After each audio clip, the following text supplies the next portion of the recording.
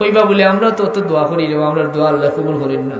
শুনছি মা বাবার দোয়া আল্লাহ ফিরিয়ে দিন না, কিন্তু দিনটাই তত দোয়া করি কোনো বদলে না, ভাগ্য বদলে না, খেনে বদলে না। কয়েকটা কারণ দোয়া কবুলের প্রথম শর্ত হইল, 1 নম্বর হইল তার ইমানদার হওয়া লাগবে, কামিল ইমানদার। 2 নম্বর হইল রাসূলুল্লাহর হাদিস, ইহফাজিল্লাহ, তুমি আল্লাহর হেফাজত করো, ইয়াহফাজকা, আল্লাহ তোমার হেফাজত করবা।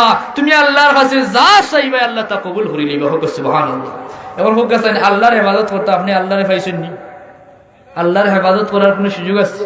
মুহাদ্দিসিনে কেরামে ব্যাখ্যা করেন, আল্লাহ আমরা শরীয়তের যে হুকুম আহকাম দিছেন, হারাম হালাল আপনি বাস্তা আদেশ নিষেধ যে দিছেন, ওটা করিও, ওটা জায়েজ, ওটা ফরজ, ওটা ওয়াজিব, শরীয়তের হুকুম আহকাম মানতাম, ওটা হইল আল্লাহর হেফাজত। যদি শরীয়তের হেফাজত করিলাই আল্লাহর হেফাজত হয়ে যাব।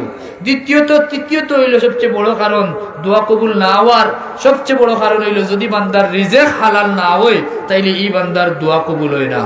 রিজেক হালাল করাটা সবচেয়ে জরুরি কারণ।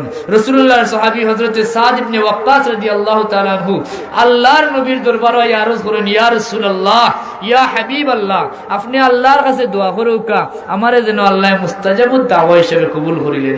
সুবহানাল্লাহ। মুস্তাজাবুদ দাওয়া বুঝছেন তো, মানে এমন মর্যাদা, এই বান্দায় আল্লাহর কাছে যা চাইব তাও কবুল করবা। রাসূলুল্লাহ সাল্লাল্লাহু আলাইহি ওয়াসাল্লাম ফরমায়েন, সাদ, যদি কোনো মানুষে তার রিজেকরে পবিত্র করিলায়, রিজেকের ব্যাপারে সতর্ক হয়ে যায়, হালাল রিজেক ভক্ষণ করিলায়, পবিত্র গেজা আহার করে, এই মানুষরে আল্লাহ মুস্তাজাবুদ দাওয়া হিসেবে কবুল করিলেই বা হোক। সুবহানাল্লাহ। আল্লাহ আমরারে মেহেরবানি করি কামিল ঈমান নসিব করো, হোক আল্লাহুম্মা আমিন। শরীয়তের হুকুম আহকাম পরিপূর্ণরূপে পালন করার তৌফিক দেও, হোক আল্লাহুম্মা আমিন। আমরারে হালাল রিজেক রুটির ব্যবস্থা করিয়া দেও, হোক আল্লাহুম্মা আমিন। আল্লাহ পাক রব্বুল আলামিনে আমরারে তৌফিক দেউকা। তৃতীয়ত, আজকে আমরা আল্লাহর ওলির বাড়িতে আইছি। এখানে হোক গেছেন ওলি আল্লাহ দুনিয়া থেকে যাওয়ার পরে অনেক মানুষে ধারণা করেন যে মানুষ তো দুনিয়া থেকে যাওয়ার বাদে আর কোনো ক্ষমতা থাকে না, বলে না, এটা আল্লাহর কুরআনের বিরোধী। আল্লাহ পাক রব্বুল আলামিন ফরমাইন, ওয়ালা তাহসাবান্নাল্লাযীনা কুতিলু ফি সাবিলিল্লাহি আমওয়াতা বাল আহইয়াউন ইনদা রাব্বিহিম ইরযাকুন। যারা আল্লাহর রাস্তায় জীবন দে, যারা আল্লাহর রাস্তায় জিন্দেগি কাটায়, জীবন দে, এরারে তোমরা মরার ধারণাও করিও না, এরা জীবিত এবং রিজেক প্রাপ্ত। তাফসিরে মাযহার ইতখাদি সানাউল্লাহ পানিপতি রহমতুল্লাহ আলাইহি লেখেন, আল্লাহ এখানে হইছেন আল্লাহর ওলি যারা, তারাও কবর জীবিত, রিজেক প্রাপ্ত। এরা চাইলে 7 আসমানও যাইতে পারে, চাইলে জান্নাতও যাইতে পারে, চাইলে দুনিয়ার যে কোনো প্রান্তর, তার কোনো মায়ার মানুষ হইলে তারারে গিয়া সাহায্য করতে পারে। হোক সুবহানাল্লাহ। আল্লাহ আমরা ভিক্ষা চাই, আল্লাহর ওলির রুহানি ফয়েজ, রুহানি দোয়া, রুহানি মোহাব্বত আমরারে নসিব করুক, হোক আল্লাহুম্মা আমিন। এটা অসংখ্য নজির আছে।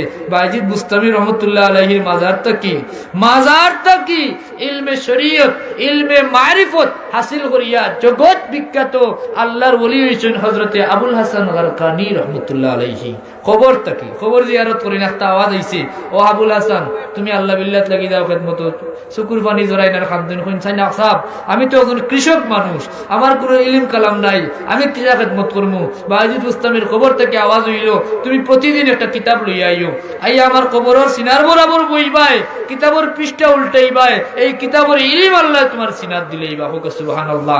ইতিহাস সাক্ষী আবুল হাসান গারকানি রহমতুল্লাহ আলাইহি বায়জিদ বুস্তামি রহমতুল্লাহ আলাইহির খবর থেকে তার ইন্তেকালের 100 বছর পরে কবর থেকে ইলমে শরীয়ত, ইলমে মারিফত লাভ করছেন এবং জগৎ বিখ্যাত আল্লাহর ওলি হইছেন। হোক সুবহানাল্লাহ।